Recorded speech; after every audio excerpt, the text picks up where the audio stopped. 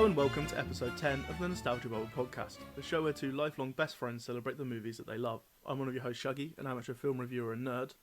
And I am Nye, Shuggie's tattoo chaperone.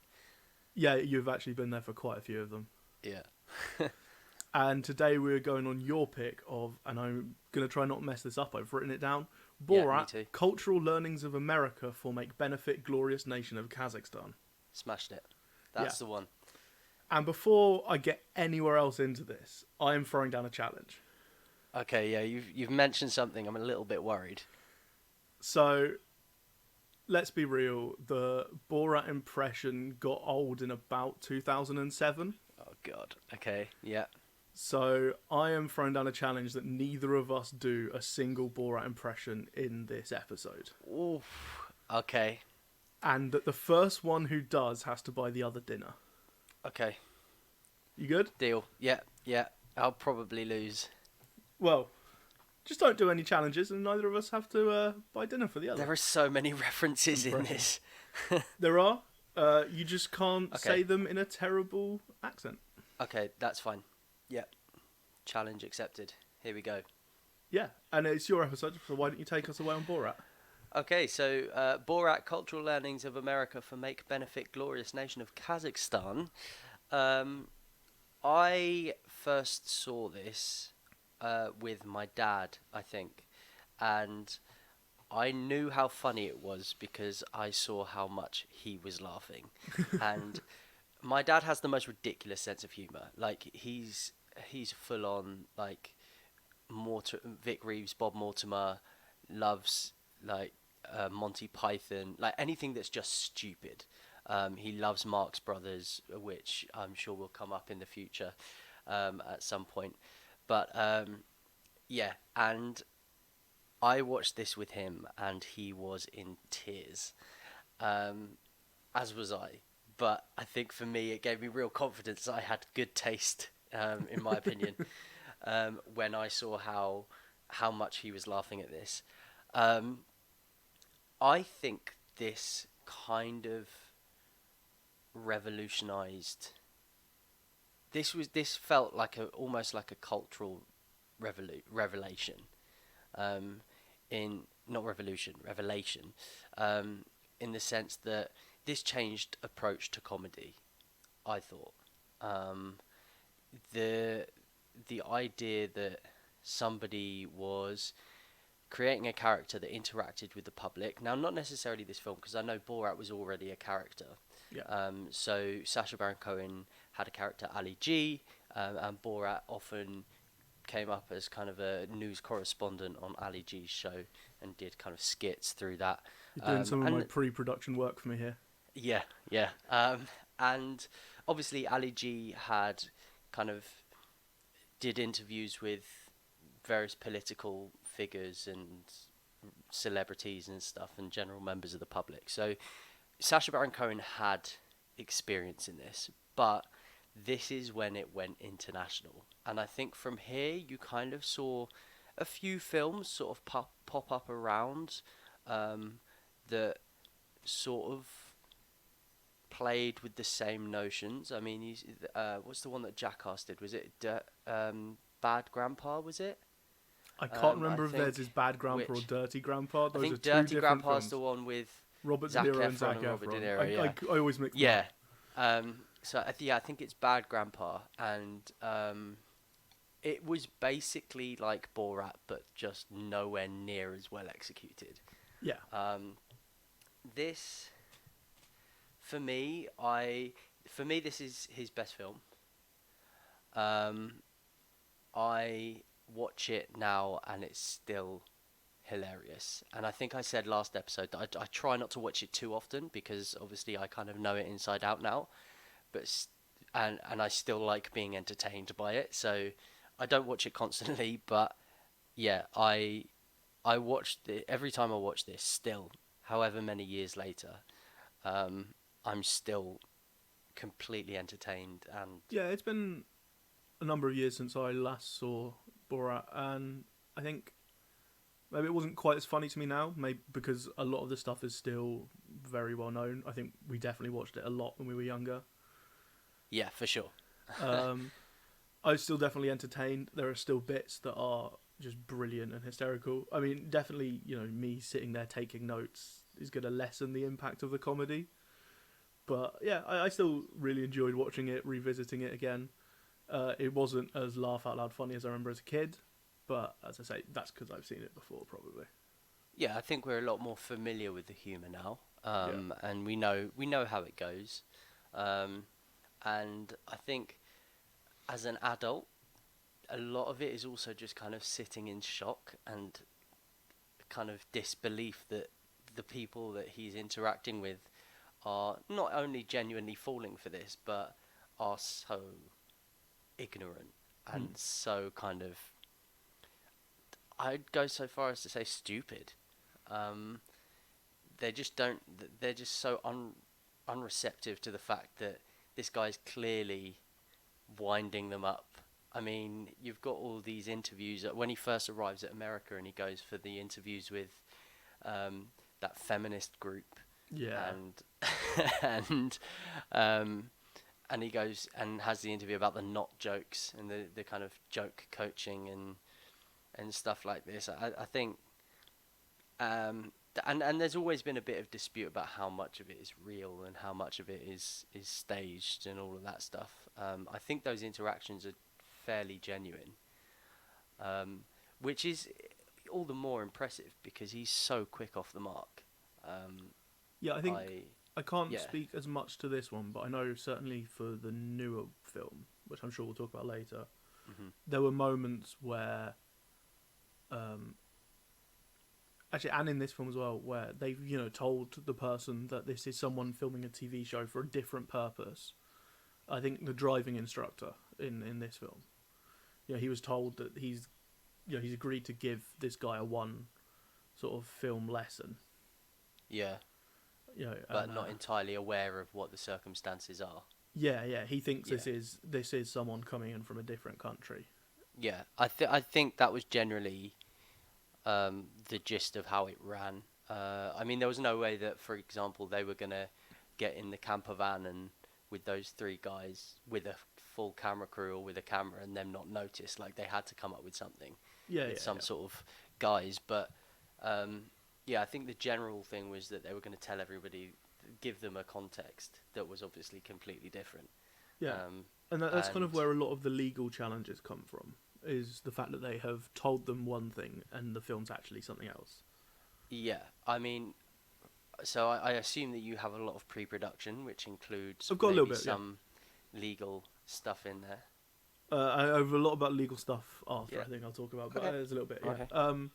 As you already mentioned, Borat came out of the Ali G show, uh, which was great. He was. Yeah, if you haven't seen it, watch it. It's so good. I will never forget. There's just a segment where he's offering out the prize of a bike, and it's very clearly that it's a bike chained to a fence, and they've just cut the fence. And he's going on about how he's even gonna throw in a free lock and fence with it. It's great. Um, yeah, so that's where the character originated, and then there was an Ali G film, Ali G in the House, I believe. Yeah, which I do actually. I really like. I think some people are torn because they compare it to the show. Yeah, But I enjoy it. Maybe because I wasn't so familiar with the show when I watched it. But the show is what you want to watch. That's the yeah, first thing you should go and watch. yeah, exactly. Yeah, and essentially, in the film, pretty much everyone in America, apart from Borat, Azamat, who is his producer, uh, Luenell, Yeah, Loanel, I think you said it right. I'm not sure, yeah, but yeah. and Pamela Anderson are the only actors in the film who knew what the film was. I've got to say as well, considering Pamela Anderson knew, watching it back, she didn't do a bad job of convincing people she didn't have a clue. Well, she's just got to scream and pretend she's being abducted. Yeah, but I mean, Yeah, even so, like, there's that really awkward moment where he comes up to her and he like tries to tell her what to write yeah, yeah. on, and he's like, I am Borat Sagdiyev, son of blah blah blah, and she's just sitting there, She does a really good job of actually being confused. Yeah, fair. Um, And she'll only have had one take, otherwise people would catch on. Yeah, so maybe she was confused. Maybe she knew what was happening but didn't have a clue what he was saying. Um, struggling already not to do impressions. I noticed you were fighting through that one. Yeah. Most of the scenes in the film are completely unscripted, and in most cases, the participants were given no warning on what they would be taking part in, and they were asked to sign release forms agreeing not to take legal action against the film's producers. It didn't stop a significant number of people, Yeah, I can imagine. although a lot of those legal cases were thrown out. And I think the only one that wasn't was like a copyright thing, like they were using someone's music they didn't have the rights to. Right. Um, Okay. One of Yeah. the things in the film is the Borat commonly speaks Hebrew through a lot of the film when he's talking in Kazakh in inverted commas, with Yeah. phrases of Polish thrown in. Mhm. Uh, Struggling. Dinner's gonna Fight be the on urge. me, I think. Fight the urge. So, and I think that's just another kind of example of Sacha Baron Cohen mocking these people. He's saying to their faces very anti-Semitic things that they're agreeing with, and then turning around and talking in Hebrew. Yeah, I mean, I didn't even realise this. I didn't know this, so that's just another layer of genius on his part. Yeah, exactly. I think, yeah. You finish the pre-production first, and then we'll... I do wonder if that is why when they are in the Jewish bed and breakfast that they're talking really quietly. Right. Because I wonder if they were worried that the Jewish couple might understand what they were saying. Yeah, well, I mean, either way, it worked. It was very good. Yeah, that's a very interesting point. I didn't know. So, yeah. That's kind of all I've got going into the film. So, should we start? Okay. Yeah, I think the best way to go through this film is literally to start at the beginning and work our way through it chronologically, because it is quite episodic. There's the through line plot of him trying to marry Pamela Anderson, but I think this is kind of about different things that happen to him along the way. It's not about Pamela Anderson. Yeah. It's kind of and it's not really about the story. It's about exposing and kind of making fun of the people that he encounters. There's a very slight narrative sort of through there about Borat and Azamat and their friendship and the breakdown and then coming together of it. Yeah, but it's not a really a narrative based film. Yeah, and that's all there so that he can go to the church and things like that, and it's all kind of. I did wonder how much of this film was planned out. That's the other thing that. So I think obviously the scenes are unscripted, but I think they had a plan for what he was going to do a lot of the time. Yeah. In terms of where he was going. Yeah. Okay. And yeah, because I mean, in the church, the church scene, it's an annual event that he attends, so it must be something that they've kind of picked up on and decided, right, we're gonna go there and get in touch. They organise it, and then whatever happens. Yeah, and sort of not kind of to spoil things, but getting ahead to sort of some post production. The film was nominated for awards for its screenplay. Right. Okay. Yeah. That makes sense. It was incredible. So Kazakhstan. Okay. Yeah. So starting in Kazakhstan, obviously he's introducing himself and his family and his neighbour, and general people in the village. I think we should go into this episode saying that obviously what is presented to us on screen we do not condone. We take it all ironically. We laugh at these controversial things that we see and hear on screen, but it is all ironic. It's very much not a representation of Kazakhstan. Yes, and that. I will get a lot more into that in the post-production. Yeah, there was some legal... It's very entertaining, the views that come out of Kazakhstan and how they change. But I think the whole point is to make it as ridiculous as possible. Yeah, I think there was kind of generally some real anger, and then when they realised that the film was being received so well, they kind of span on a dime and embraced it. But anyway, we'll get to that. So, I think the important part of the opening montage is all the very anti-Semitic stuff, which, Sacha Baron Cohen, obviously a Jewish man, he is setting up this kind of narrative that they are anti-Semitic to allow them to expose that in Americans, just Yeah, expose those attitudes in other people later down the line. yeah. I think this is. There's also this kind of idea that it's all treated as fact. Hmm. He's being sent over to America by the Department of Information, Yeah, um, which, in order to kind of learn from America, and it's I think that in itself kind of plays on this idea that there's such conviction that these feelings and these sort of opinions are actually fact, and and I think so. Immediately he sets that tone. hmm. In terms of the humor, again, it's just this kind of it's just lined with stupidity. This whole film. I really enjoy the bit where he's playing table tennis with that man, and Yeah. there's this huge build up, and then he knocks it, and the guy misses the ball straight away, and that's the end of it. Yeah, it's Um, good. There's also the famous Mankini, obviously, is from yeah, this of segment. course, which is in immediately introduced. Yeah, it's a Um, striking image. Yep. um, so yeah, there's this is the introduction is the setup for the rest of the film. He then makes his way over to America, and immediately starts.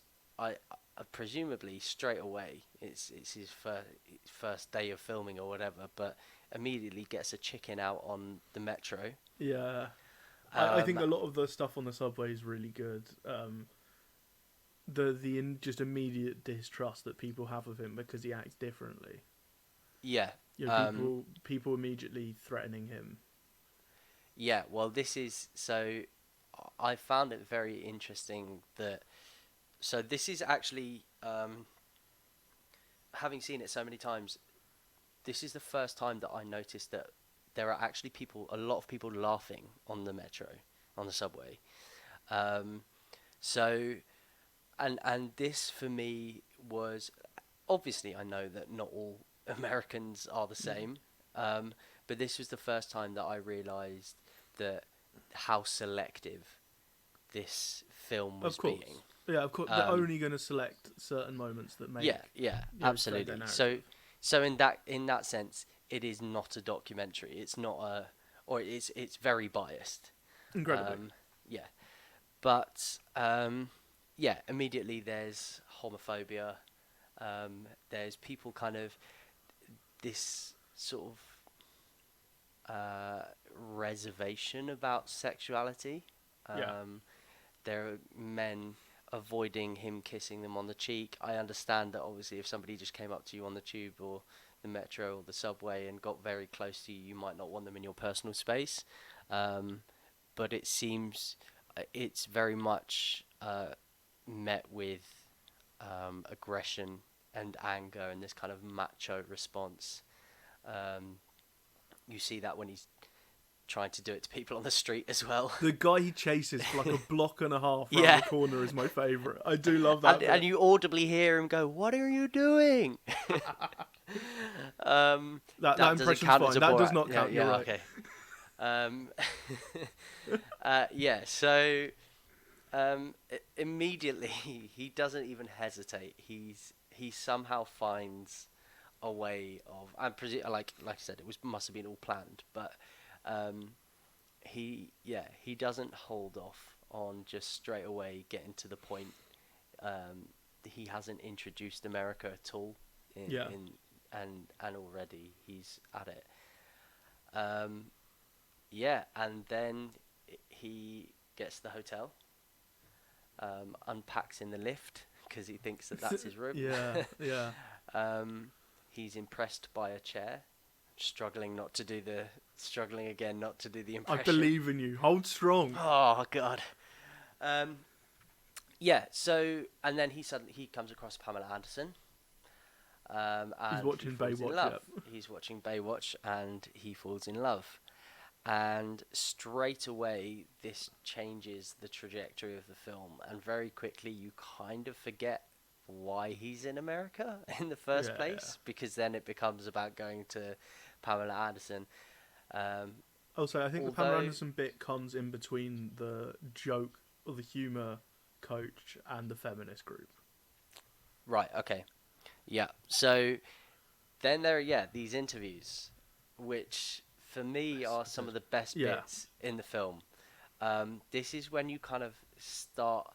This is when you get the chance to kind of see him, watch him just make a fool of people, and I think this is what he does best. Yeah. He doesn't make a fool of them in the sense that he makes them look like bad people, because the feminist group actually deal with him very well. They're very calm. They're like they challenge him as they should, but he ends up making them look stupid because they just don't know. It's so blindingly absurd what is happening, and he seems to kind of keep them convinced the whole way through. Yeah, I think there's interesting sort of variety of responses to him. Yeah. And, people like kind of the feminist group are the ones that I very much sympathise with, because they're the ones who are, when he says something outrageously offensive, they're really unsure kind of what to do.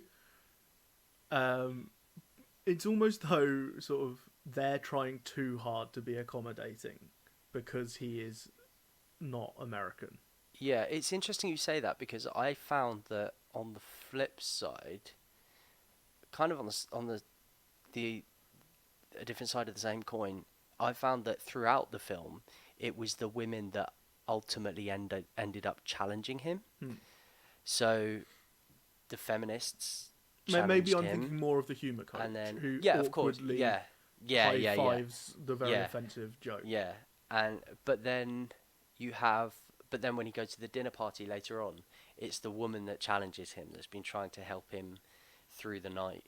And yeah, I think it seems to me that the women are the people in the film that end up kind of picking him up on things. Yes, you have the humor coach who is just, I mean, uncomfortably unable to deal with the situation. Yeah. and what's great about this is that there's this Borat goes in kind of talking about he's there to learn something, and he ends up making the teacher just look a fool. And what I think the brilliant irony in this is that the whole thing is done for humor. Yeah. And you've got a humour coach sitting there that's not picking up on it, and the whole thing is just being turned back on him. And yeah, for me, that is just one of the best bits in the film, because it is just like the kind of pinnacle of ironic humour right there. Yeah, no, I do love that scene. Yeah. And also, I love the fact that kind of it's one of the bits that comes back later on, like the whole not At joke the end. bit. Yeah. Yeah, so this was one of the things that I wrote down that I loved, because it's almost like from beginning to end, this is kind of like the punchline of the whole thing, because Borat's personal narrative is that he is trying to marry Pamela Anderson, and the punctuation, like it does punctuate that joke finishes off that story. And the best thing about it is that he uses it wrong, because he uses it as a double negative. So when you think he's gone through every single variation of getting it completely wrong, he gets it right, but it's wrong because it's a double negative. Yeah. So for me, that was just like an absolute piece of brilliance from Sacha Baron Cohen, and just it just accentuates how smart the guy is. Like, he's incredibly smart. Whether and if you've seen his other films, whether you like them or not, there's no doubt that he is smart and he's gutsy with it. So yes, the not jokes, that the humor session, all of those little bits are brilliant. But I did find it was the women that ended up challenging him throughout the film, as well as just the feminist meeting bit. Yeah. Yeah, So and then there's the other response, which is the guy he's buying a car from, for instance, yeah, who just completely buys into the sexism and the just racism, the racism and all the horror. talking And about how fast he would have to go to kill someone without cracking the windscreen, and yeah, and like he doesn't bat an eyelid, and he just completely goes with it. And I do wonder how many car dealers they had to go to find someone who yeah. was just like that on board with it. I My I sad also thoughts are not many. Yeah, yeah. I mean, that's the impression you get. I also kind of question whether, with him particularly, whether he really understood what was going on, Hmm. because there are times where I see him talking to people and they kind of just blindly agree with what he's saying, not because they feel awkward or even because they do agree, but just because what he's saying is going over their head. Yeah, Um, I kind of felt that way with the humour specialist. Like when he gets him to awkwardly high five the offensive joke. but then he does say that would not be funny in America, Okay. which actually, uh, from what I've seen from both the first film, this is the other point, is that he makes the point that those jokes would not be funny in America, but then you meet plenty of people along the way that would Who would? Yeah. absolutely find it funny. I think a good example of the point you're trying to make would be the guys that he meets in the camper van. Oh, for sure. But the ones we get to, sort of them Yeah, and at the early rodeo, on. Yeah, are all, very extreme examples. I think yeah, they're the ones who are actively doubling down on the offensiveness, full on agreeing. yeah. So this is another point that I wanted to make about the film in general, is that um, these aren't people who are kind of, obviously at some point they've learned to think and feel these things. These prejudices, I don't believe you're born with prejudice. I think you learn them, and but these are not people that are learning as this film goes. These are people that are being given permission to say these things. Um, and what's kind of frightening is that these are the people, I mean, especially now in 2020, when we've just had 4 years of Donald Trump in the White House, and you've kind of seen America ravaged with these people that have had been given permission from the highest kind of political power and global power, to sort of articulate these feelings. It's still quite poignant, and coupled with the fact that he takes a crap outside Donald Trump Tower, um, so it's all pretty lines up pretty well with the second film as well. Yeah. But yeah, I think the scary thing and a poignant point that this film makes is that these are not people that necessarily just go around shouting all of this stuff. They're not people that kind of will walk around in everyday life waving the Confederate flag, although you do meet a couple of them. These are people that Borat comes in and, like you said, uses that kind of prejudice that he's allegedly got from Kazakhstan or from his hometown, and he uses that to give permission to these American people to actually speak how they feel. And I got that very much, less so from the guys at the rodeo, and more from the guys that he got on into the trailer with. These felt like young guys who, after a drink and speaking to the right people, felt comfortable enough to kind of air these thoughts about wishing that slavery still existed, and which was shocking. Yeah. And just kind of realizing how extreme these feelings are.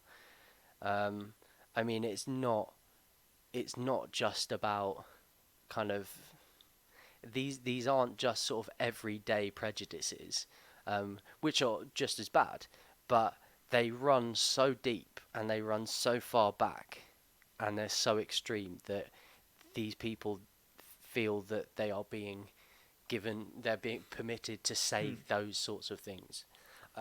It's almost like this should have been like a 10-year earlier warning sign before Trump's election. You know, that these ideas are still very deeply ingrained, and they just needed something to come out and say, you are all valid. Yeah. And as soon as Trump did that, suddenly there's this massive spike in far right, scarily fascist ideology. Yeah, and I think, and that just completely reflects that point, that these aren't people that Trump is teaching that that Mexicans are bad or whatever. These are people that have always felt this, and they're given permission. They're being given permission to feel or air these thoughts. Yeah. And Borat does that brilliantly. And the great thing is that he does it, ironically, he does it with humour, and he does it on camera. So everybody gets to see it. And, I mean, we'll link all that back to the court cases afterwards. Yeah. But yeah, so he doesn't buy Chevy or a Hummer. He buys an ice cream van. Yeah. And he can't afford a gun, so he gets a bear. So he ends up with an ice cream van and a bear. I love where he's asking about the guard dog and it's a fucking tortoise. I shouldn't say, hold on, no, we're going to edit that out. Okay. I love the bit where he's asking about the guard dog and it's a tortoise. Yeah. Yeah. I mean, there's elements of there are a couple of deleted scenes which I'm really gutted are not in the film, like the cheese scene in the supermarket. Honestly, is just an utter piece of incredible cinema. I adore the cheese scene. It's very much that that Family Guy idea of you keep a joke going until it stops being funny, and then you keep it going until it becomes funny again. Yeah, yeah. And it's so you get through the kind of painful to uncomfortable watch. phase. Yeah. It's just fantastic, and I think it almost kind of sums up the whole film. Like it's, and maybe that's why it's not in the film. Because I think I get why it's cut. It's a long scene. It is a long scene. Yeah. It could have been quite funny if it was like cut up and edited through the whole film. I don't think then it quite works as well. Like I think it's the point of the joke. Like again, Family Guy not necessarily my favourite show, but there is a scene where someone's trying to put a dead frog into a box. Like they're lifting it up a wall, trying to get it in this box, and it's like a minute and a half to 2 minutes long, and it's just that, and it goes from this is a little bit funny to this is really uncomfortable to why am I watching this to this is the funniest thing I've ever seen. Yeah. And I think that's the point of the cheese. Like it needs to be one, but it's too long. It upsets the rhythm of the film. Yeah, absolutely. So then he moves on to DC. So he's got the ice cream van and he's on to DC, and he goes via the Pride Parade. Yeah. Meets a couple of nice men there. Goes back to the hotel room. Goes back to the hotel, has drinks at the hotel, has a shower with a rubber fist. Yep. There are indications as to what happens, but nothing explicit. Which he tells two Republican Party members about he meets with someone who's been a 2-time Republican presidential candidate. So there's Bob Parr, who is a Republican Party member, and Alan Keyes, who is the 2-time Republican presidential candidate. Yes, and it's the idea. I mean, bringing this to a Republican Party member So good. is is just fantastic, Yeah. and you can tell how hard they're trying to be polite. When he's getting this guy who is, as I say, Republican presidential candidate, Yeah, conservative to the max, I assume. I don't know enough about them, but, the Democrats are pretty, centre right. So yeah. most Republicans are quite far right. Relatively, I'd say that Republicans are pretty conservative with a big C. Yeah. And he's making him explain the LGBT plus community. Yeah, It's gold. it is brilliant. Um, so that happens, There's also the news um, appearance and later then on. there's a news appearance, which is just I love this incredible. weatherman. I love this weatherman. This weatherman handles it with such just a Yeah. joy. He finds this hilarious. Yeah.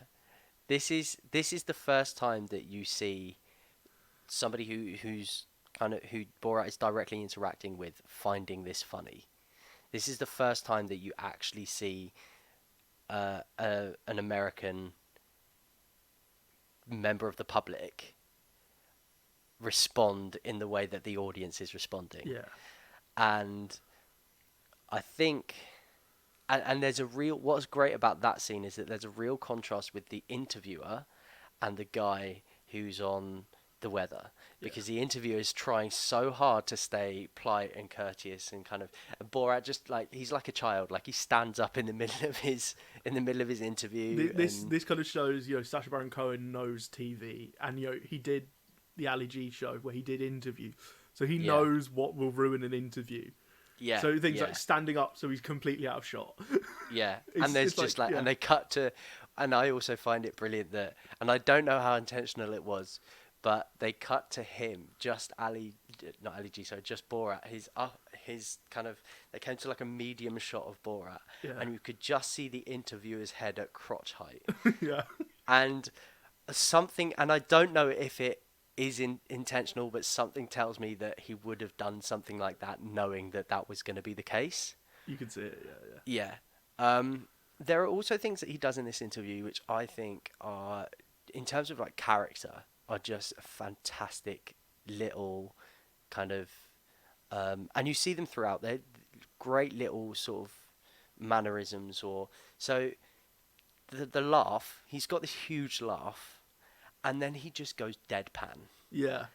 And it's absolutely incredible because that makes the person he's talking to feel so awkward, because it's just this injection of humor, and then he just takes it away from them, and they are left in limbo going, is it still funny? Yeah. Do I need to sustain this conversation? Because he laughs really hard, stops, and then just looks at them, expecting them to carry on. And usually he's laughing at his own jokes, which Yeah. is even more awkward for them, It's because never at them. they go, I don't know if I can laugh with you or at you, or should I laugh at all, and it's just something that you see him do several times throughout the film, and it's just a brilliant little piece of interaction. I mean, again, I think Sacha Baron Cohen is a genius for this film. Yeah. And it's things like that, and these little gags that are dropped throughout. There's when he gets out of the camper van and he's really sad and he throws the bag on the floor and you just hear the chicken sound. Yeah. And you've completely forgotten that the chicken's been in there the whole time. All credit. Or All credit. the I bear- don't even know if that's him, but whoever put that sound effect in, because there's obviously no Yeah. chicken in the bag. Yeah, of That's course. Just, chef's kiss. The bear's head in the fridge, Yeah, which yeah. took me twice before I noticed that. And at the beginning, he says to the guy with one arm in his village that he's going to go to America and bring back a new arm, and he at the brings end back the it's rubber fist. Yeah, it's the rubber fist. It's just the little gags that you don't I had all kind of of those necessarily in my notes. pick I had all up of on. those in my notes. Yeah. It's just fantastic, and I think the laughing thing is even more subtle because it's part of his character, and you barely pick up on it. But it's just, for me, fantastic. And yeah, that contrast between the weather guy and the guy interviewing him is brilliant. And then for contrast, the weather guy to the next scene or the next sequence is the rodeo. And this is the first truly, really shocking moment where the guy running the rodeo is just talking one of about the most hanging LGBTQ people, racist, homophobic people. Yeah, telling him he has to shave his mustache so he looks less Muslim. Yeah, it is. It's uncomfortable. You kind of. This is where you see him give permission. So at the beginning, like I said, a lot of people retaliate with this kind of homophobia or aggression. But this is when you first see him kind of, and like you said, the guy with the car that's selling him the car, kind of, he bites, but not in the same way. Not like this. He kind of meets Borat, whereas this guy is like, it's almost like he's just unloading. Yeah. Borat gives him a little bit, and he goes, "Yes, I completely agree." Yeah. He hands him a wing, and he takes the whole bird. Like, it's, and then he goes and he sings, which for me is just the most. Before the song, he, has his big speech. I really love. Instead of the war on terror, he really supports their war of terror. Yeah, and what's brilliant about this speech is that he just wants to see how far he can push it. Yeah, and he gets quite far before the cheering lowers. Yeah. And even some of the really radical stuff, there's still a few cheers. Oh, yeah. But, there's never any dead silence. There's big cheers for some really horrible stuff. Oh, awful. Yeah, I mean, and then he comes in with the national anthem, which is just incredible. Sung to the tune of the Stars and Stripes. Yeah. There's just some really stupid lyrics in this as well. Yeah. Other Central Asian countries have inferior potassium, is my favourite line. And what I find really funny is that this is the point where the boos start to pick up. Yeah. I don't know if it's the sound editing, but it's this idea that, blind patriotism, they kind of get the sense of where he's going, and then they just boo, and they haven't listened to the fact that he's not even talking about America. He's talking about other Central Asian countries and potassium, and they don't. It's kind of, it's probably the sound editing, but the idea, it's just genius to do it that way. Like, the idea that these people are booing at something that they're not even listening to at this point. And it does. I feel like it's reflective. Like, these people are angry about something and they don't even know what it is. Well, it really speaks to, you see now people protesting during sports games and taking a knee during the national anthem. Yeah. And some Americans just freak out at this idea. It's like the fact that they're more upset about that than they are about the murder of innocent black people. Yeah, and it really is on show here that they are so angry towards this. Him making a silly song about his fictional version of Kazakhstan. Yeah. And singing it to the tune of the Stars and Stripes is ridiculous. Yeah. We also need to talk about, and I don't know whether this is staged, but the just impeccable timing of the horse falling over in the background. This is every single time that I watch this film, I'm in awe of how perfect that moment is. I want to know what is the better movie horse? That one for its impeccable comedic timing, or at the end of The Lord of the Rings: The Return of the King, Aragorn's horse that rears up when he finishes his speech, which was a completely unplanned thing that happened. Oh, was it? Yeah. Oh. No, it has to be that. For me, it's that. For me, it is that because it's just... I think because it feels like too much of a coincidence. Mm. And somebody else is in control of the horse. Someone else is riding the horse. It's in front of a whole crowd of these booing Americans.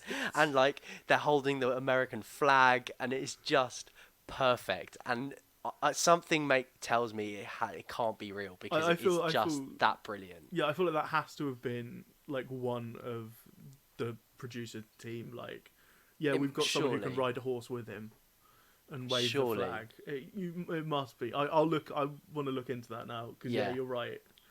It's too perfect.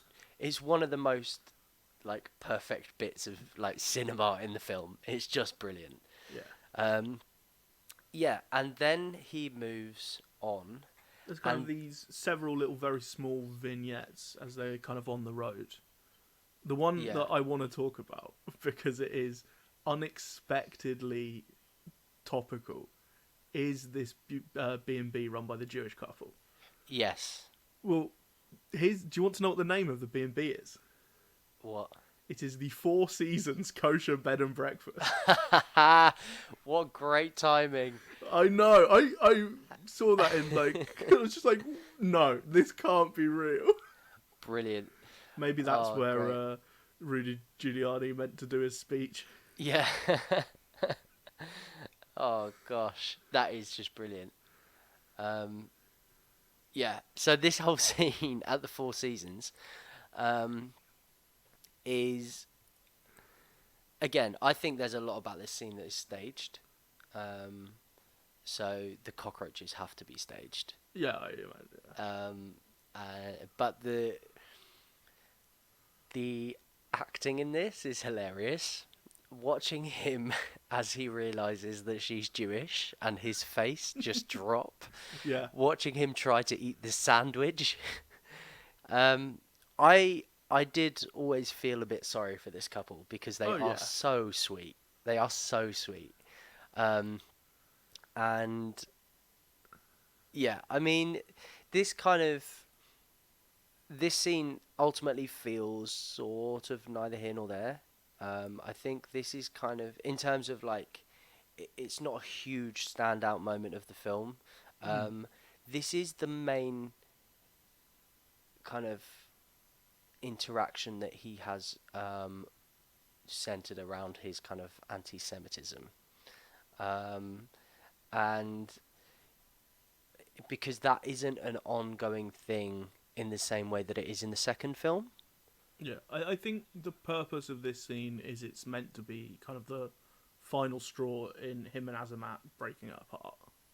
Yeah, okay. Because it's after this that Azamat leaves to go back to New York. Allegedly. Yeah, well, they go to the hotel, don't they? The hotel's before, so they can't get into the hotel because he's acting... Oh, like okay, yeah, of course. And that is also just another bit of brilliance. I really like that. So he obviously meets these young black men on the corner of the street who are gambling and playing craps with dice and stuff, and they're really nice guys. They are lovely. They completely embrace him, and like these are I think some of the first people in the film that, although they don't pick up on what's going on, they don't end up looking stupid. And I think obviously it's intentional. He's not there to do that. But yeah, they're really nice guys, and then he takes what he's learnt to the hotel. This really posh hotel. And it is just... Yeah, his trousers are like nearly at his knees, and the pants are horrible. And he's kind of imitating this sort of typically sort of kind of street sort of dress sense and colloquialisms and things, and they get kicked out of this hotel. They then go to the Four Seasons. Yeah. And after that is like the first time Azamat starts saying he wants to go back to New York. Yeah. And then this is kind of the breakdown of their relationship from there on in, really, isn't it? Yeah, which happens pretty quickly, I think. Does it not? So there's the etiquette coach, and then they go to Dallas, and it's in Dallas. Yes, of course. Okay, yeah. So the etiquette coach. This scene at the dinner party. This one's a properly awkward one. This one is painful to watch. Yeah, I I found this incredibly daring. Yeah, Um, but for me, it was the little jokes. It went back to those kind of hmm. little remarks that he makes. I love. There's one point where the guy says that he's retired, and Yeah, straight away he picks up on it. And I'm just not gonna do the impression, but he mistakes the word retired for retard, hmm. and immediately uses that to make them feel uncomfortable. Um, yeah, it's this is I kind of I enjoy it as a scene. I'm one of those people who struggles sometimes with really awkward stuff. Right. Okay. This is the one that pushes the boundaries the hardest. Oh, really? What do you think? It's just the one that made me feel the most secondhand embarrassment. Really? Yeah, I think more than any of the others. Is this It's when he when brings he the brings bag to the bag of table? poo. Yeah, it's the bag of poo. um, yeah. I mean, this is the first time that he kind of interacts with people, and they genuinely just don't know what to do. Yeah, Um, there's no real way of getting out of it because it is just so ridiculous. Um, I do find the sequence where he's showing the etiquette coach. He's like, "Should we talk about like our children?" He's showing pictures yeah, of and he's his showing son, the pictures. Huey Yeah. Lewis, which a great name. Um, They had to and find. she kind of does what the she sort of does what the humor coach does, Hmm, in the sense that she kind of like she plays along with it, and then when she gets her chance to speak, she goes no. yeah, um, but she doesn't high five any inappropriate jokes or anything. yeah. So Well, so the Huey Lewis naked photos of his son. They had yeah, to. He said that they have to find a male porn star who looked very youthful, because obviously they didn't want it to be an of course, underage yeah, person. yeah, um, yeah. I can imagine that they had some boundaries there Yeah, that they couldn't cross. Um, and then Luenel shows up, yeah, and this is when he gets kicked out.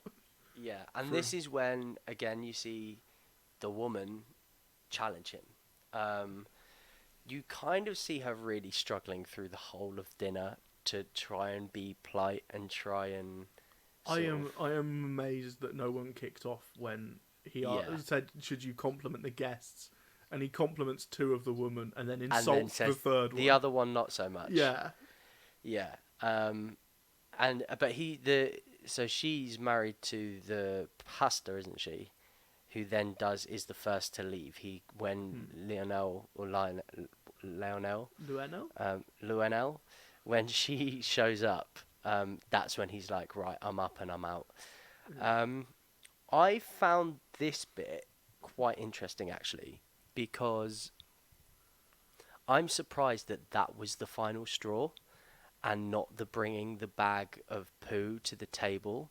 The fact that he introduced her as a friend, he said that, oh, my friend's coming, they said that's okay.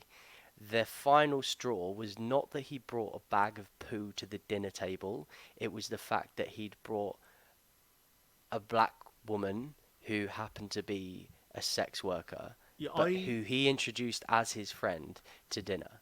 I don't know whether we are meant to interpret it as they knew she was a prostitute and that's why they kicked him out, or if they kicked him out because he brought a black woman with him. I think, yeah, well, it's one or the other, isn't it? Yeah, and And obviously, and for me, it was really poignant that that was what crossed the line, and not the hmm, fact that he brought a bag of poo to the table. yeah, And and although that's not necessarily something that's completely obviously stated, I think that's something that's really interesting with that scene. And again, do you think it's that kind of trying almost too hard to be accepting of cultural stuff? Like, is there just an assumption? Well, of course they wouldn't have working toilets in Kazakhstan. yeah, Almost. well, the woman who's hosting it actually uses a term that I just detest. Every time I hear it, it makes me angry. It makes my blood boil. And she says I think she says that there's such an extreme cultural difference, but it wouldn't take him that long to be Oh Americanized, God, yeah, that's and such a that just makes my blood boil. that's Um, yeah. The fact Yeah. that they assume that that is like the be all and end all, like that is the end game for the people, would be Yeah. to come like them, become American. Yeah, and it's not a surprise. I mean, yeah, this kind of white savior, and it's yeah. I just find that they're trying so hard to be polite and to accept what he's doing and what he's bringing, quite literally, to the table. But the fact that the straw that broke the camel's back was that he brought a black sex worker with their permission. They obviously Yeah. didn't know who she was, but they initially they said yes. So there was something when she turned up. There was something that made them change their mind, and that made them want to kick him out. Yeah. And it wasn't. And the bottom line is it wasn't the fact that he brought a bag of poo to the table. I know. And the more you think of it in those terms, the more outrageous and disgusting that scene is. Yeah. The more awful those people become. Yeah. Yeah.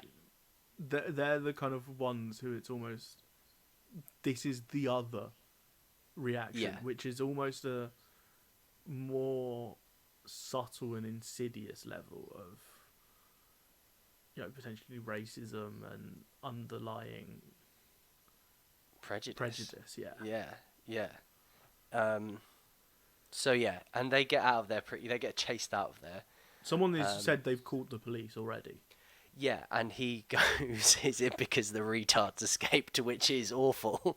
But I quite like the fact that he kind of ends that whole encounter by kind of just turning it back on the fact that they didn't know how to deal with him. And yeah, for me, it is a horrendous scene, but yeah. And then he goes and parties. And then says goodbye to Lionel.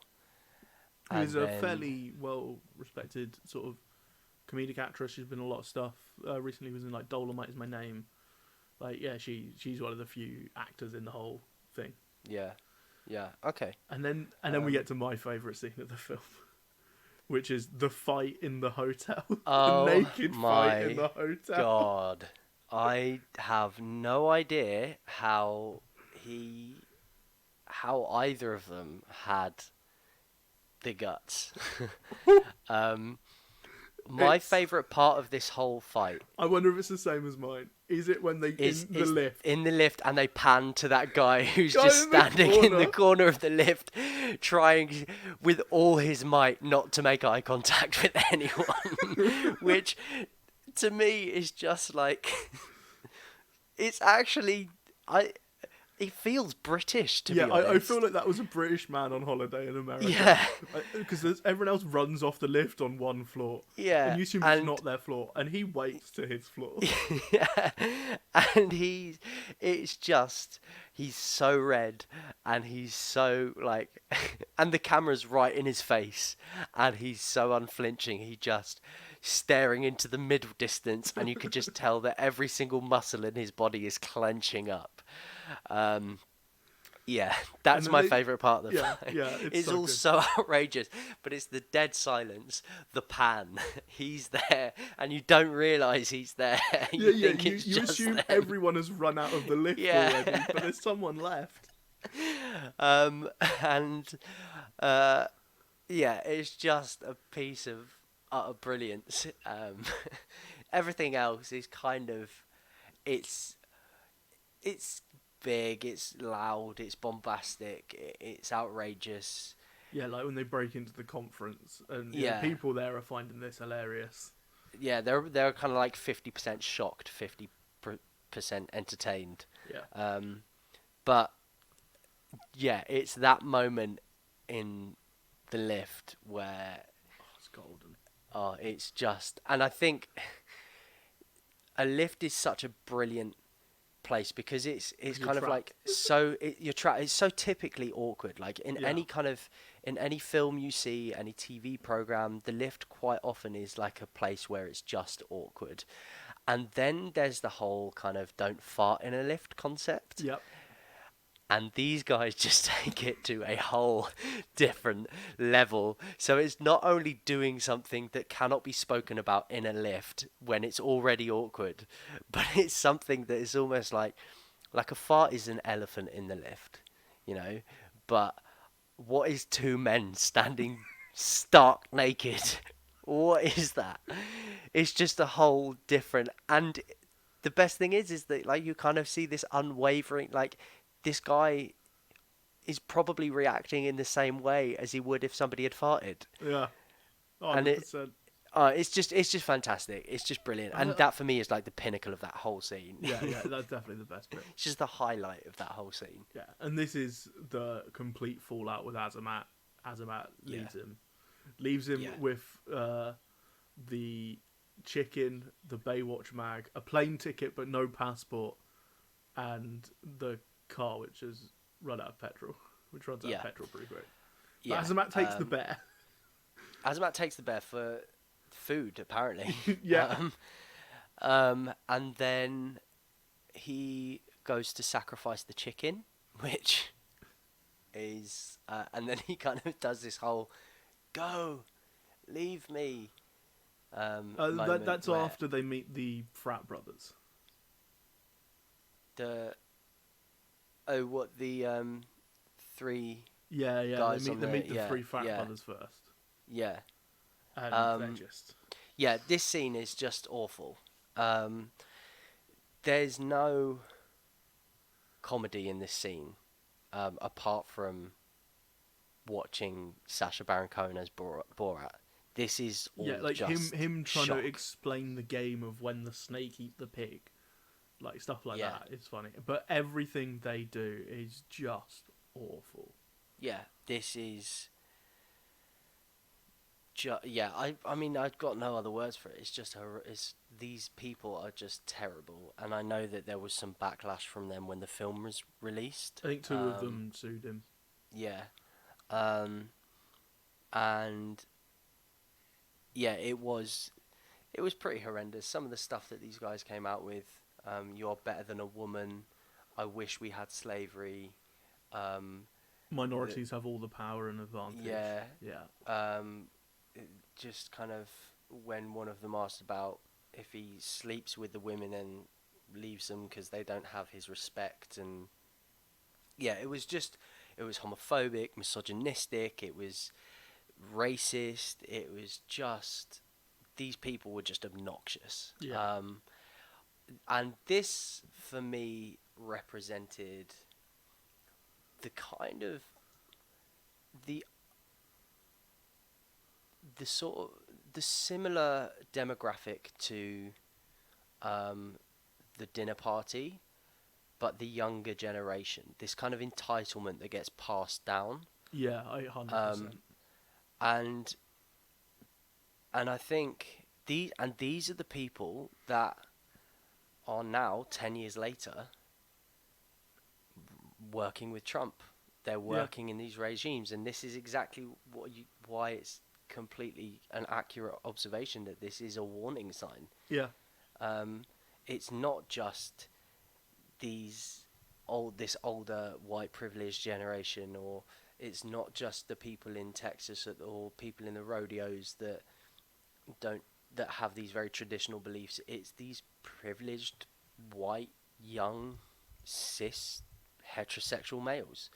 You know, like it's something that is being passed down from generation to generation. And again, it's this idea that he's giving them permission to say these things and believe these things. Particularly, these are people from the University of Southern California, which is, seen as a very liberal state. Yes, so there's really kind of not much to say about that scene, though. Like, it speaks for itself. Yeah, It's yeah. just pretty Just out watch and it out horrendous. and how Yeah. horrifying it is. Yeah. But Then as he you say, leaves. great gag as he throws the bag out and we hear the chicken Yeah. noise. Yeah. After realizing that Pamela Anderson is not a virgin. Yeah. And then he decides not to sacrifice the chicken, falls asleep outside a church, and wakes up and goes in, and I'm okay. So I'm not religious. Nor am I. I'm not a religious person. I completely and utterly believe that anyone has the right to their own beliefs. Um, I don't agree with evangelicals and evangelism, but I believe that everybody has a right to religion. Um, However, the scenes in this church are mad. Like Crazy. it's kicking off. Like there are people kind of shouting in tongues and Borat's shouting in tongues, shaking. to which Yeah, well, like he just shouts some he's encouraged. gobbledygook. You hear the guy kind of go, "Let your tongue go," kind of let it Yeah, relax, let your tongue he go, just starts spouting and nonsense, and they then all believe it. and then you just see like you just kind of know at this point that he is just absolutely like ridiculing them to within an inch of his life. Yeah. But it is brilliant because they just eat it up. And obviously, as somebody who is not religious, I, while I do value some religious teachings, I think that they are valuable. Love thy neighbor, do not kill, all of that stuff. You don't have to be religious to believe those The things. kind of but messages that get lost a bit sometimes. yeah, and I believe that religion can make some people a better person, but I also don't believe generally in the concept, and I believe that if somebody does wholeheartedly believe in those concepts, then they are neglecting certain other things that are potentially more substantial or substantiated. However, yeah, so it doesn't surprise me that they buy it, basically. Yeah. I'm not surprised that they believe it. They obviously they want to, but it doesn't surprise me. Um, and it is brilliant. And then there's just this moment where, beforehand, I think, where he kind of says, "Does Jesus love me? My sons, my brother Billow, my neighbor. Nobody loves my neighbor." Yeah, nobody loves his neighbour. Yeah, and they do laugh, which I kind of appreciate. Like I quite like the fact that they find that funny. Yeah. Also, There's no like absence of humor. one of the Um, things I did notice in this scene. So, people have been messing up Borat's name all throughout the film. Bolak. No one messes it up as badly as the preacher. Yeah, Like yeah. his is in another country. They call him Bolak, which I guess in a British accent would be bollock. Which is quite funny. It makes you imagine they were probably like very possibly feeding them a couple of fake names, but I don't know. Probably, yeah. But it is. Like this is the guy who messes it up the worst. Yeah. And yeah, so he then gets on the bus and he makes it. And I love the fact that he's doing this kind of like walking man dance to "Hey man, hey man." I just thought that was really funny. Him surrounded by a bunch of older women singing this kind of really religious sort of gospel-y song, and he's doing some sort of like old school 80s dance move to it. Then he arrives and he sees Azamat.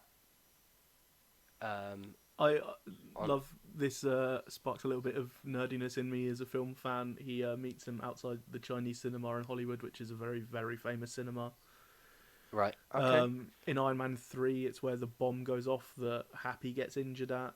It's a very well-known location in Hollywood. And Right. yeah, Azamat's dressed up as, I believe, Chaplin. Yes. And they immediately get into a fight and resolve it pretty quickly. This was the first time in the film where I started kind of thinking people didn't fall for this. Obviously, like, people are standing around watching. It's a busy area. It's not just kind of... This feels like it's very much a film or a scene that's been filmed in a public place, and people are kind of there to watch them film, because they are surrounded, being filmed by people on their phones, taking photos and stuff. I don't know. Maybe And it's just it's a very busy area. It's a very well known tourist spot, and obviously there are people there in costumes, and they might just think it's kind of something that's meant to be happening. Like some sort of performance. yeah, Yeah, possibly. They very quickly get out of there and the go to the hostel where you see the bear's head in the yeah, fridge. which I don't think I'd And ever noticed before. yeah, it's quite subtle. I think I saw it on the first time and I had to rewind with my dad to show him because he didn't notice. So yeah, it is pretty subtle, especially because she, as Matt said, that she'd run away. Yeah, I also don't know like how he would have just let a bear. Well, I don't know how he's travelling with a bear when he I didn't have know. the ice cream truck. Yeah, How did he let a bear run away? night, night, And night, night. I hate to break it to you. I don't think they really had a is, bear with them. the head is not real. No, I think they Um, just shot with a bear in the back of a truck on one day, and that was it. Probably. yeah, probably. Oh no, there's a point where they're swimming in the pool with the bear as well. I mean, I imagine it was one day of shooting with a bear, Yeah, and there was yeah. probably a lot of A safety rented bear. precautions and handlers. Oh There. yeah, I imagine so. Yeah. So and that's when they kind of go, right, we're gonna go and see Pamela Anderson. She's doing a Book signing. Yeah. reading, book signing. Yeah. And then they get there, and we get to Pamela Anderson's bit. So one of the things Um, of Pamela Anderson being in this film, her husband at the time, Kid Rock, was apparently very upset with her agreeing to be in this film in this role. Oh really? How come? Um, I mean, I guess the way everyone's kind of talking about her in the film, it doesn't come across great. There was someone who said that this directly led to their divorce. Oh really? She said it's not true, but he wasn't happy. But yeah, Yeah. I imagine if that led to their divorce, then there were probably some pre-existing issues. yeah. Apparently there were other issues that actually Yeah. did it. Yeah. I actually didn't realize when I first saw it. Like you kind of knew that the sex worker was part of the film. You can kind of tell in the new one. Obviously, it's different, but you can kind of tell in the new film who's involved, who's not. I didn't realize Pamela Anderson wasn't involved in the film. Yeah, Obviously, having one shot, she's there for a book signing, which presumably was also, it was a. I mean, I don't know how she would have publicised it, or I guess she would have publicised it as a book signing, but I don't know how it would have been organised by. I imagine that she had had this book, and they were like, well, we can set up a fake book signing, an actual book Yeah. signing, and we can come and crash it and do this. She was like, yeah, that Yeah. sounds fine. Yeah. Okay. Well, which I presumably would have been good for her book too. Yeah, So. Yeah. But I didn't realise she wasn't part of the film. So, I think. I mean, I guess that's why my appreciation that's where it was coming from at the beginning was that But yeah. again, this is another ballsy moment from Baron Cohen. Oh Because yeah. he gets beat up. Like, first the bystanders, like, who are nothing to Pulling do his with it. hair and Then security, like, absolutely take him down outside. Yeah, Yeah. it's oof. like and I think you're kind of. I mean, if you're watching the rest of the film, you're kind of scared for him because he's not American as well. Yeah, this is another. You're right. This is another very brave moment of the film. I also I've got to say I did appreciate how smoothly he got her into the bag. Clean kidnap technique. Yeah. And I like that he tried to show her something inside. But yeah, so and then he obviously tops it off with the not joke, which is still wrong, which is just brilliant. And that's kind of it. And then he sort of returns. Well, he obviously goes back to see your Lionel. Lionel. And they get married and head back to Kazakhstan together. I do love the joke where he's he talks about how he's got an iPod and his neighbour's Yes. only got an iPod Yeah, Mini. iPod Mini. Yeah. Um, yeah. It. he. And then it kind of finishes off, and then you see the guy with one arm with a Yeah, I with a love. duct taped rubber fist. Yeah, I Um, do love the kind of ending credits. You know that they play the fake national anthem over them. yeah, yeah. It's cracking. Um, I just think all in all, I mean, it's just a. It was a really brilliant idea to bring Borat to America in the way that he did. Yeah, Um, it has become an international sensation, like you said.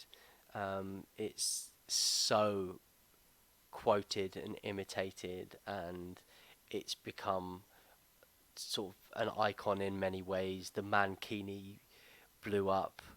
Um, I have, I know people that are just um, constantly imitating him and doing the voice, and um, yeah, I think. I just think it's a brilliant film. It could have ended badly.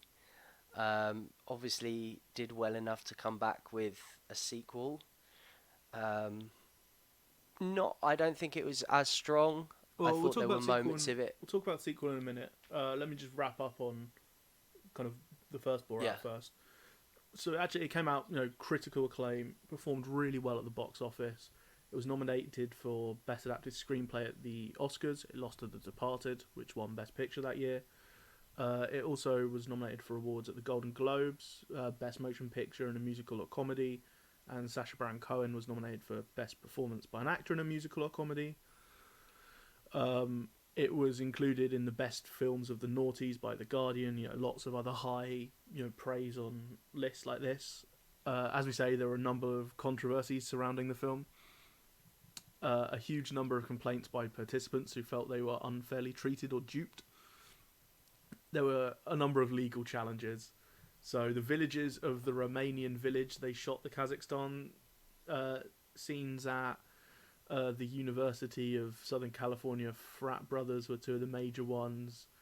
A bunch of the people who appeared in some of the small shots at the beginning, where he's trying to kiss people on the subway and stuff. People who were just in those shots, and he kind of chases a bit. Not even the ones he talks to or say anything back tried to sue him. Baron Cohen reacted to these suits by commenting, "Some of the letters I get are quite unusual, like the one where the lawyer informed me I'm about to get sued for $100,000 and at the end said, P.S. Love the movie. Can you sign a poster for my son Jeremy?"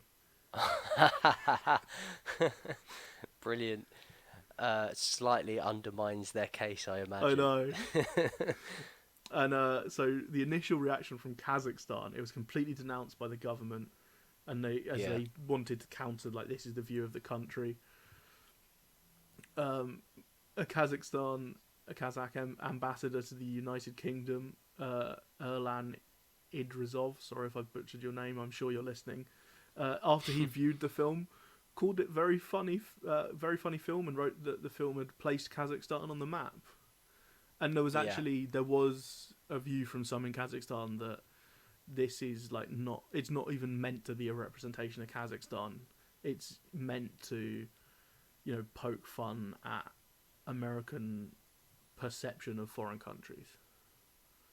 Yeah. Well, I don't disagree with that, to be honest. Yeah, and then Um, by 2016, there are some accounts that Borat is seen as a really valuable PR opportunity in Kazakh media. So it's yeah. come full circle. Yeah. Well, I mean, the idea that this is what Americans see in foreign countries, but then they're once exposing certain people's values in America, they turn out to align pretty neatly. Yeah, Um, but yes, I'd argue that that's not necessarily the case. If you've seen the second one, there's a spoiler alert. Turns out that Kazakhstan are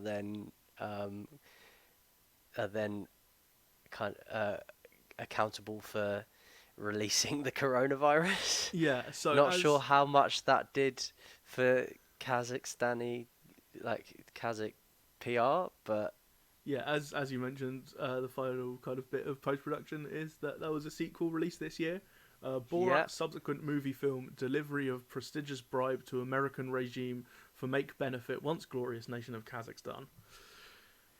And that title changes several times It throughout the changes film. through the film, but that is the official subtitle Yeah, of the film. yeah, yeah. So this film, the second film, obviously we won't go into too much detail, but I don't think it's the same standard to the No, same not standard. at I all. think he was obviously a lot more restricted because everybody knew him, and he made the point of that at the beginning that Yeah, everybody yeah. knew who Borat was.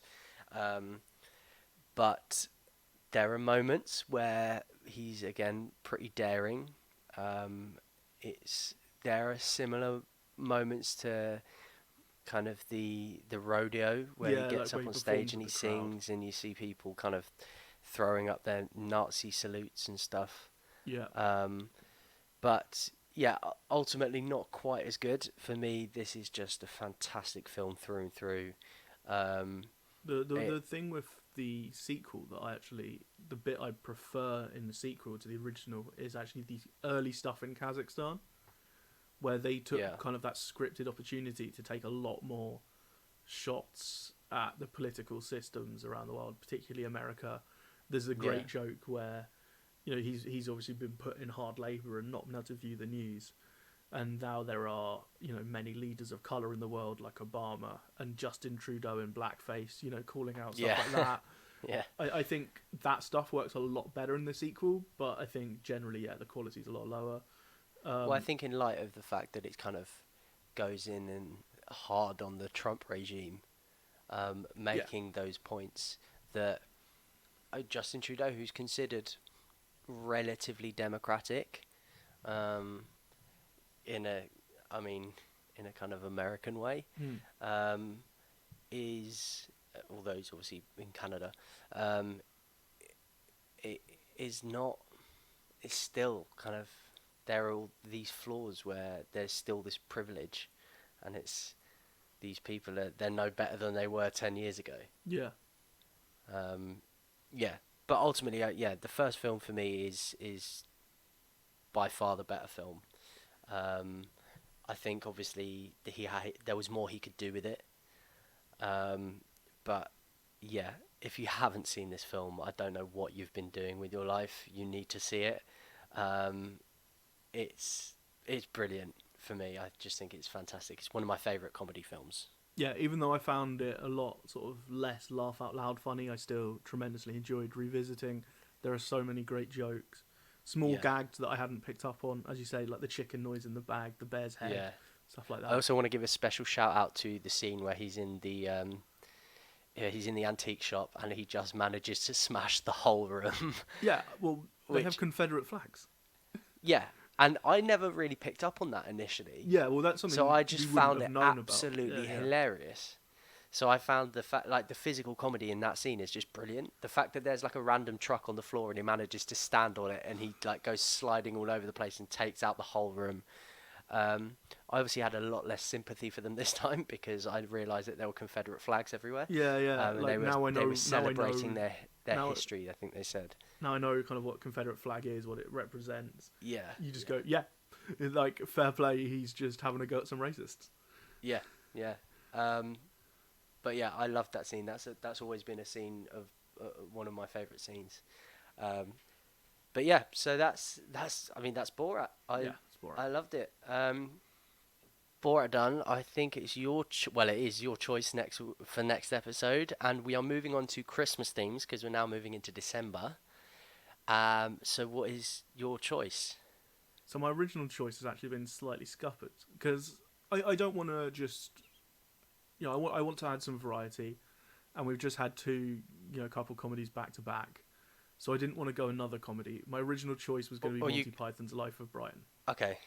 Cool. Yeah, I love that Um, film. I mean, we're definitely going to do that again because, well, we're going to do it at some point because that's on my list as well. So, Christmas 2021. yeah, well, yeah. We just have to make sure there are So no comedies in November. yeah, so I've gone an actual more Christmassy take, Okay. which I'm not the biggest Christmas film fan. So I have picked the Nightmare, or Tim Burton's A Nightmare Before Christmas, to give it its Okay. full title. Okay, cool. Not directed by Tim Burton. Right. Okay. We'll get into all that next week. Next So time. this, yeah, I know nothing about this film. A lot of people have Really? asked me if I've seen it. I haven't. So never a bad time. Well, any time that's not Christmas, I guess. But Also, technically Halloween. yeah, There's well, argument. yeah. So I've also heard people tell me that they watch it at Halloween as well. So yeah, okay. I'm really interested to watch this one. I'm looking forward to it. It's a film. It's a film I adore. It is technically a Disney film, but not like part of the Disney animated classics. Okay, is it on Disney Plus? It might well be. I'll have to check. Musical film. Obviously, you are a musical person. Yeah, kind of. Yeah, I suppose. Yeah. You've done a little singing in your time. Done and a bit of dancing. Spent some time on the stage. And all with stop motion animation, which I always adore. Yeah. So I'm looking forward to revisiting and talking about this one. Great, looking forward to it. All right then.